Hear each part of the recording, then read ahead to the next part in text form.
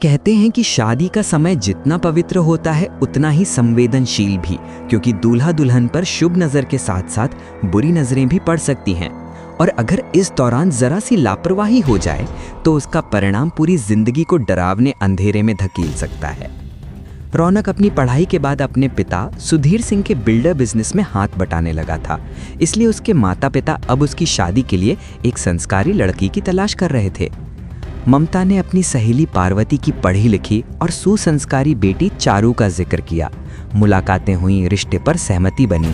और कुछ ही दिनों में धूमधाम से रौनक और चारू की शादी हो गई। शादी के बाद घर खुशियों से भरा था, लेकिन नए जीवन की शुरुआत के साथ एक अनदेखा खतरा भी घर में कदम रख चुका था। शादी के 2-3 दिन बाद जब चारू रसोई में खाना बना रही थी और तेज हवाओं के बीच ममता ने उसे खिड़कियां बंद करने को कहा, तभी उसके जाते ही चारू की आंखें रक्त लाल हो गईं, चेहरा भयानक मुस्कुराहट में बदल गया और बाल ऐसे उड़ रहे थे जैसे कोई अदृश्य शक्ति उसे संचालित कर रही हो। खाने के समय चारू ने पहले तो साथ बैठने में संकोच दिखाया, लेकिन जैसे ही बैठी तो वह ऐसे भूखेपन से खाना निगलने लगी जैसे उसे बरसों से भोजन नहीं मिला हो, और कुछ ही मिनटों में पूरा बना हुआ खाना अकेले खत्म कर दिया, जिससे घरवाले हैरान और परेशान हो गए। रात में जब रौनक ने उसके करीब जाने की कोशिश की तो चारू अचानक गुस्से से चीख उठी, उसे जोर से धक्का दिया और कुछ ही पलों में उसकी आंखें पूरी सफ़ेद, बाल अस्त व्यस्त, चेहरा किसी चुड़ैल की तरह भयावह हो गया, जिससे रौनक डरकर कमरे से बाहर भाग गया। अगले दिन रौनक ने सारी बात माँ को बताई और फिर पंडित जी को बुलाया गया, लेकिन जैसे ही पंडित जी चारू के सामने पहुंचे वह पागलों की चीखों में बदल गई। भाग जा, क्यों अपनी मौत बुला रहा है, सबको खत्म कर दूंगी। और जब पंडित जी ने मंत्र पढ़कर पवित्र भस्म डाली तो वह चीखते हुए बेहोश हो गई, जिसके बाद उसे बांधकर स्टोर रूम में बंद करना पड़ा।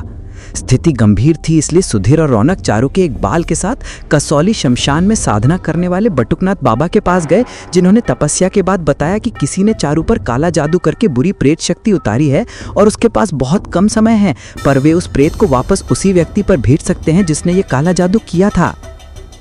घर लौटने पर चारू बेहोशी से होश में आई और बिल्कुल सामान्य व्यवहार करने लगी, लेकिन उसे इन दिनों में हुई किसी भी घटना की याद नहीं थी। परिवार जैसे ही राहत महसूस करने लगा, तभी पड़ोस की लड़की रूपा रोते हुए आई और बताया कि उसकी माँ सुमित्रा कमरे में बंद होकर पागलों की तरह चीजें तोड़ रही है, खाना निगल रही है, मारने काटने की कोशिश कर रही है, अजीब आवाजें निकाल रही है, बिल्कुल वही हरकतें जो कुछ समय पहले चारू कर रही थी। और तभी सच्चाई सामने आई कि रूपा की माँ सुमित्रा चाहती थी कि रौनक की शादी उसकी बेटी से हो, पर जब शादी चारू से होने लगी तो जलन और क्रोध में उसने शादी वाले दिन आशीर्वाद देते समय चारू के कपड़े का धागा तोड़कर उस पर काला जादू कर दिया था। पर बाबा द्वारा ऊर्जा उल्टी लौटाए जाने के बाद वही प्रेत शक्ति सुमित्रा पर चढ़ गई और अब वह उसी भयानक स्थिति में फंसी है जिसमें कभी चारू थी और शायद कभी ठीक भी ना हो पाए।